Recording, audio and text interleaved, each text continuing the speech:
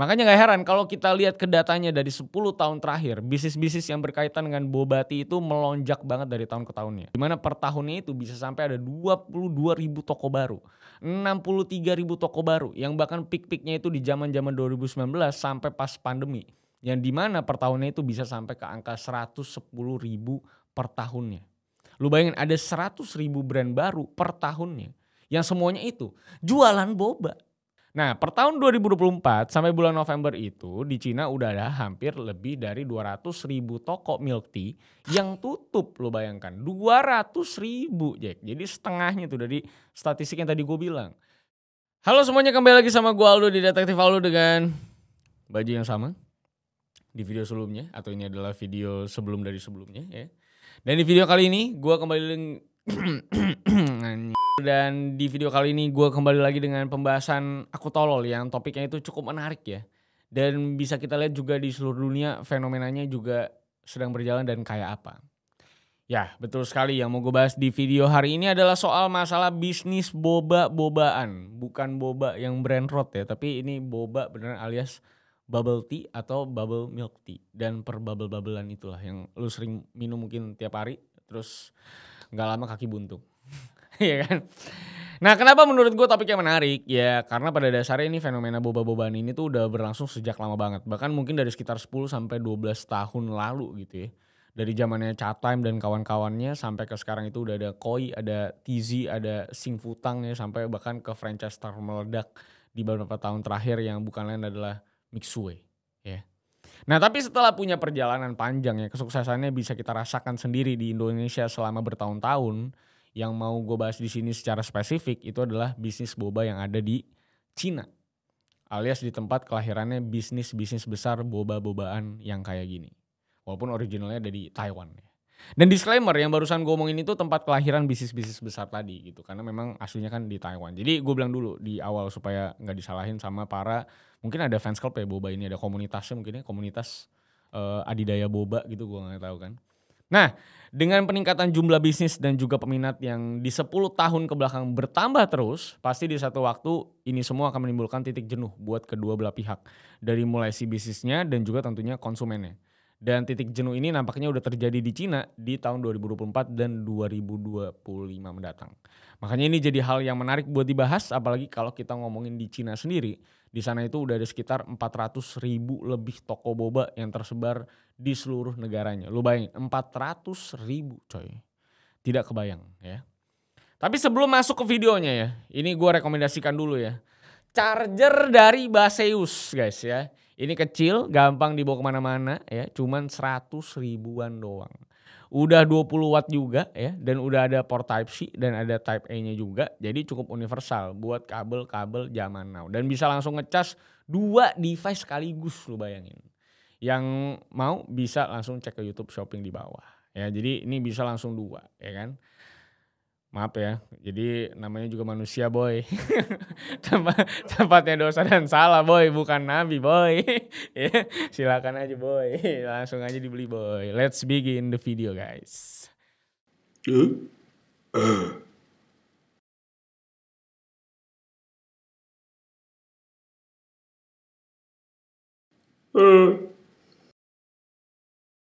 I lost myself.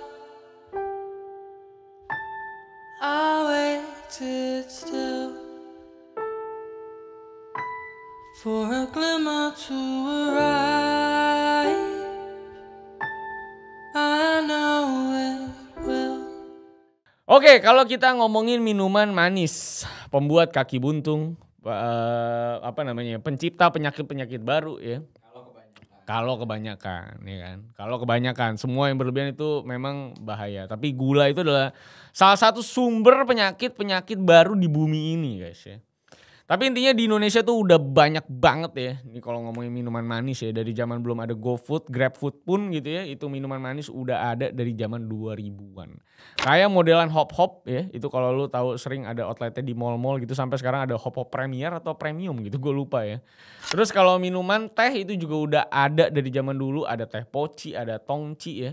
Pokoknya dari zaman dulu di Indonesia pun udah ada minuman-minuman teh dan juga minuman yang pakai bubble-bubble gitu dari zaman dulu. Nah, tapi kalau ngomongin yang lokal kayak yang gue sebutin tadi, biasanya kan minumannya itu minuman-minuman manis kayak leci, Oreo gitu ya. Terus kalau ngomongin yang jualan teh pun ya sekedar teh aja gitu tanpa ada spesialisasi apapun. Yang lebih ke orang mau minum ya pilih menunya terus udah deh diminum gitu. Tapi kalau kita ngomongin 2011-an ke atas, mulai masuk tuh minuman ngehits pada masanya yang bukan lain adalah Cha Time. Dari mulai jualan teh susu, teh klasik, teh hijau, kopi dan lain-lain, pokoknya ada. Sangat pecah lah intinya pas masuk Indonesia waktu itu. Apalagi di situ juga bukan cuma sekedar minumannya doang yang jadi jualan utama mereka, karena Cha Time juga menyediakan pilihan topping yang cukup banyak ya. Dari mulai ada lidah buaya, jeli-jelian, cincau-cincauan, dan yang paling hits pada zaman gua awal-awal masuk SMA itu yang udah jelas bukan lain adalah tentunya bobanya yang ngantrinya bahkan bisa berjam-jam dulu ya. Karena kan walaupun dari zaman dulu ada bubble-bubblean kayak di hop-hop atau di tempat lain, kayaknya secara branding dan tren itu Cha Time zaman dulu tuh bener-bener ngenali minuman berbubble yang jadi trending banget dan mungkin bisa jadi sebuah staple kali ya. Minuman milk tea pakai bubble. Yang awal-awal itu belum ada tuh istilah boba tapi masih Black Pearl seingat gue. Jadi intinya Cha Time itu berhasil mengubah bubble-bubble ini tuh jadi lifestyle, bukan lagi cuma sekedar minuman kayak mungkin hop-hop dan kawan-kawannya. Nah, terus kalau kita ngomongin lanjutannya ke sana gitu ya, udah mulai keluar tuh minuman-minuman lain dari mulai si boba gitu ya, terus ada Sing Futang yang tiap opening stall baru di mall tuh ngantrinya kayak lagi ngantri sembako lah. Terus ada lagi koi dengan minuman teh atau kopi yang ada foam-foamnya, terus ada Tizi juga dan pokoknya banyak banget lah brand-brand minuman teh dan boba yang ada di Indonesia dari tahun ke tahunnya. Padahal siapa yang nyangka kan bola-bola hitam ini bisa jadi topping yang disukai banget sama banyak orang. Apalagi kalau lu mau tahu isinya itu cuman tepung tapioka, gula sama air doang coy. Nah, tapi sebelum masuk ke persoalan bisnis boba-bobaan ini di Cina, kalian juga harus tahu dulu kalau ini minuman teh susu sama boba tuh bukan sebenarnya berasal dari Cina, tapi justru dari Taiwan. Jadi kalau kita ngomongin penemu nih susu sama bobanya siapa ya, sebenarnya nggak ada yang tahu jelasnya itu siapa. Tapi yang bisa kita tahu adalah ini minuman datang dari Taiwan itu di tahun 80-an. Dan ada seseorang yang nyoba-nyoba gitu bikin teh pakai buah, pakai sirup. Dan yang ternyata enak adalah waktu dikasih bubble-bubble dari tepung tapioka ini. Dan dengan menyebarnya minuman boba tea ini, akhirnya mulailah dia keluar dari Taiwan buat masuk ke negara-negara lain kayak Cina, Hong Kong, Jepang, dan negara-negara Asia lain terutama tentunya ke Asia Tenggara. Dan seperti yang kita tahu dari antara negara-negara yang gue sebutkan tadi, yang paling meledak perkembangannya dari sisi bisnis dan apapun itu ya tentunya bisa dibilang adalah Cina gitu. Dan memang ini juga berlaku untuk pasar boba tea yang juga ada di sana. Makanya nggak heran kan kalau misalnya banyak yang salah paham kalau boba tea ini tuh dari Cina, padahal bukan. Sebenarnya mereka tuh dari Taiwan. Terus dengan kepopuleran boba tea yang setara dengan jumlah populasinya Cina yang sebegitu meledaknya dari tahun ke tahun, mulailah banyak juga orang-orang Cina mainland yang bikin brand boba-bobaan mereka sendiri. Dan boba-bobaannya juga gak terpaku sama teh dan susu doang. Intinya jadi sebuah topping di makanan manis-manis di Cina lah ini boba. Dieksplor sebanyak-banyaknya. Terutama tentunya eksplorasi ini terjadi di 1 dekade terakhir kurang lebih lah kira-kira. Dan kenapa bisa begitu? Ya ini bisa dijawab dengan data statistiknya toko-toko boba dan peminatnya yang bener-bener banyak banget di Cina. Dan lu mau tahu jumlah toko boba itu ada berapa ya? Per 2022 itu data dari Statista mencatat ada sekitar 406.000 toko boba tea yang berdiri di tanah mainland Cina. Lu bayangin tuh ada 400.000 toko boba. Dan dari satu toko ke toko lain pun jaraknya pasti tidak jauh-jauh banget. Bahkan kalau ngomongin peminatnya segimana, di beberapa daerah itu konsumsi boba tea lebih tinggi bahkan dibandingkan konsumsi kopi. Yang padahal kopi itu notabene udah jadi sebuah minuman mayoritas orang dewasa di muka bumi. Terutama yang udah berat ya hidupnya biasanya pasti minum kopi gitu. Karena aktivitas kan butuh kafein gitu misalnya. Makanya gak heran kalau boba tea ini juga jadi sebuah pasar yang akhirnya menghasilkan duit yang banyak banget. Yang per tahun 2023 aja perkembangan industri ini nilainya udah mencapai 145 miliar yuan. Atau kalau dikonversikan ke kurs hari ini itu ada di sekitar 322 triliun rupiah. Gede banget bisnis boba. Ya sebenarnya sih gak sebegitu bingung juga ya kenapa industrinya bisa jadi segede itu. Karena kalau kita lihat ke jumlah masyarakatnya aja memang udah banyak banget kan Cina ya. Udah gitu kalau ngomongin tingkatan-tingkatan harganya juga minuman boba ini tuh terbagi jadi banyak banget level lah. Dari mulai yang paling murah, menengah sampai ke yang cukup mahal harganya. Dan kalau lu mau tahu yang mana yang paling laku keras dan persebarannya paling keras di Cina itu adalah brand apa gitu bang gitu. Kita nggak usah jauh-jauh nyari nama brand Cina yang namanya susah. Karena yang memegang peringkat nomor 1 boba tea di Cina itu adalah tidak lain dan tidak bukan adalah Mixue. Jadi Mixue yang ada di pinggir-pinggir jalanan yang biasa kita lewatin kiosnya di Indonesia ini yang memungkinkan kita minum boba di gang-gang gitu ya. Ternyata memang juga memegang peringkat nomor 1 juga di Cina dengan menu-menu mereka yang super manis itu.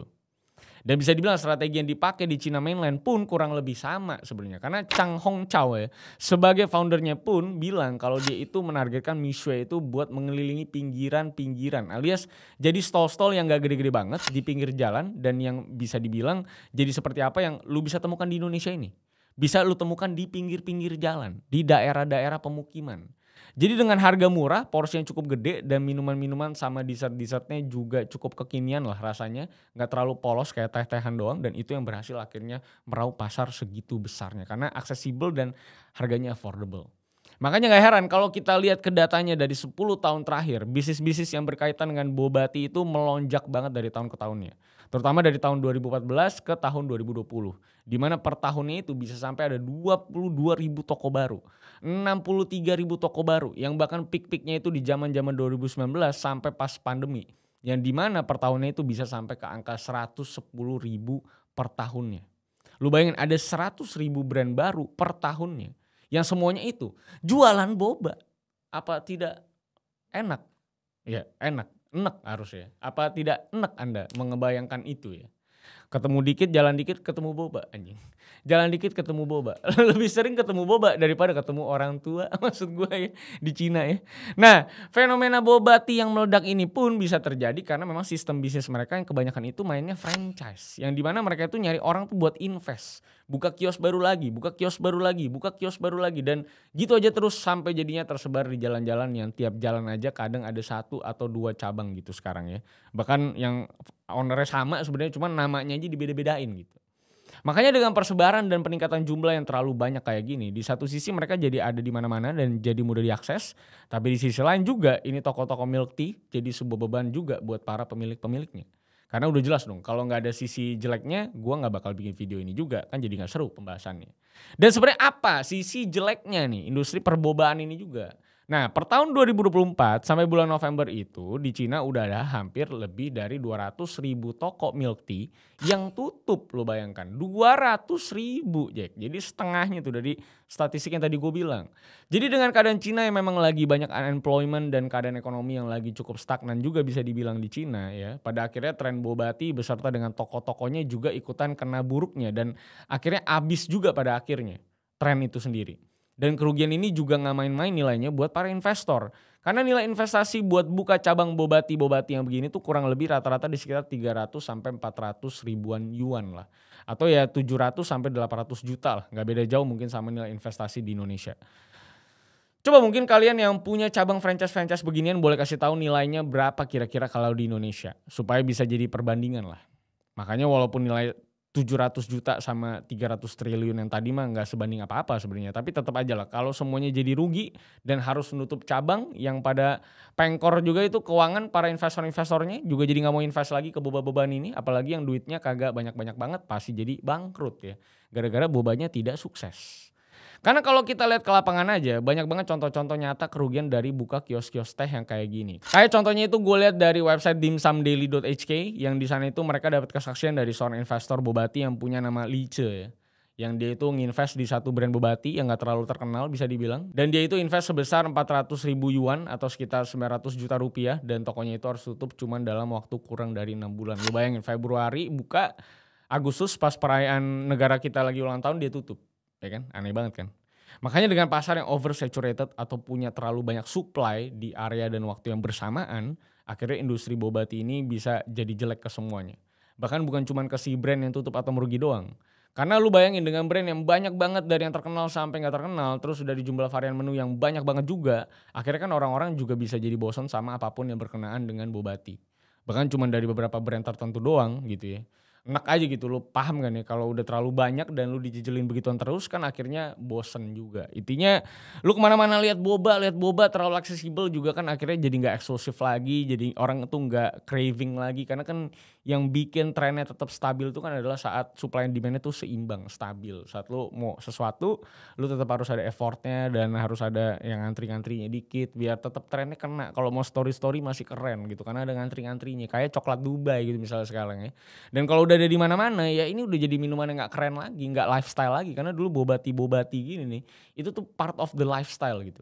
Nah sekarang minum boba tea udah biasa aja, nggak lifestyle banget gitu. Jadi udah nggak ada sesuatu yang diperjuangkan lagi sama konsumen dulunya. Konsumen dulunya jadi mencari opsi-opsi lain untuk meningkatkan lifestyle mereka gitu.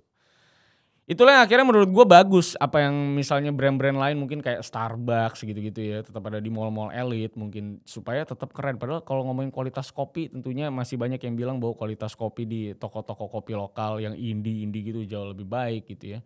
Tapi eksklusivitas memang dan lifestyle yang memang dijual sama brand-brand besar ini dan itu yang akhirnya jadi bubble yang pecah di industri boba yang terlalu oversaturasi ini. Terlalu banyak dan ada di mana-mana. Gue gak tahu di Indonesia apakah bisnis boba ini masih menjadi bisnis yang profitable. Gue sih sering nonton beberapa podcast katanya sih masih menjadi bisnis yang potensial. Mungkin bubble-nya belum pecah-pecah banget di Indonesia. Tapi kalau di China kayaknya udah mulai pecah banget ya. Dan kita lihat trennya akan seperti apa di Indonesia. Dan jadi kalian mungkin yang udah punya investasi di boba-bobaan ini mungkin bisa drop di kolom komentar untuk memberikan insight. Kali aja ada orang-orang yang duitnya banyak yang lagi bingung mau invest kemana dan apakah boba masih berpotensi. Dan tentunya reminder untuk kalian semua Spotify udah ada yang namanya bisa diminimize jadi lu bisa dengerin audionya doang gitu ya. Dan terima kasih sudah menonton dan mendengar gue di Spotify ataupun di YouTube.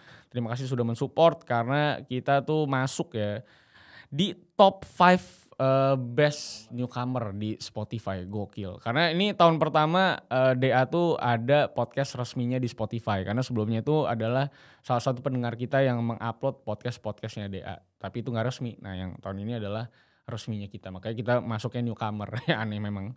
Tapi ya begitulah nasibnya ya. Gue masih sibuk banget kemarin ya. Jadi ini adalah piala yang luar biasa berat ya. Aduh. Nih. Gokil pialanya. Kenapa dapet piala? Ternyata gue tuh masuk Indonesia Top 5 New Podcast of 2024. Ternyata tetap new podcast. Ternyata new podcast gue. Karena emang kita baru resmi di Spotify 2024 ya. Selama ini bajakan. Tapi lu tuh orang baku curang udah 8 tahun. Ya, cuma kan bajakan kemarin. Akhirnya kan ada yang apresiasi setelah bikin channel OG coy di Spotify. Tapi terima kasih semuanya sudah menonton sampai akhir. Kalau misalnya kalian punya topik-topik selanjutnya silahkan drop di kolom komentar. Atau mungkin bisa DM gue di @rivalsantosa. Karena ini pun juga adalah topik-topik dari kalian semua. Terima kasih sekali lagi yang sudah menonton sampai akhir. Sampai jumpa di kasus-kasus. Oh iya jangan lupa ada di Noise juga kalau kalian kangen dan rindu melihat kasus-kasus pembunuhan karena gue udah gak berani lagi bahas di YouTube yang terlalu parah-parah karena gue sudah di flag terus sama YouTube ya. Jadi gue ada di Noise, kalian bisa dengarkan gue di Noise untuk versi uncensorednya. Thank you guys sekali lagi, sampai jumpa di video-video selanjutnya atau kasus-kasus selanjutnya masih banyak yang bisa kita bahas. So see you on the next case guys. I lost myself. I waited still for a glimmer to arrive. I know it will. Karena Chatime juga menyediakan pilihan topik anjing. Kenapa koran dia?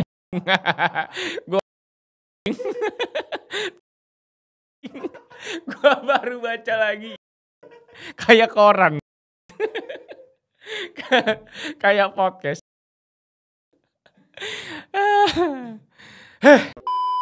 Apalagi ya di situ juga bukan cuma sekedar minumannya doang yang jadi jualan utama mereka.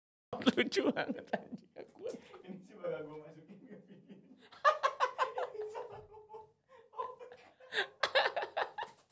Ini juga salah tulis. Bukan gue yang baca. Gue juga udah tahu tapi tadi otak gue terlalu cepat mengakses itu.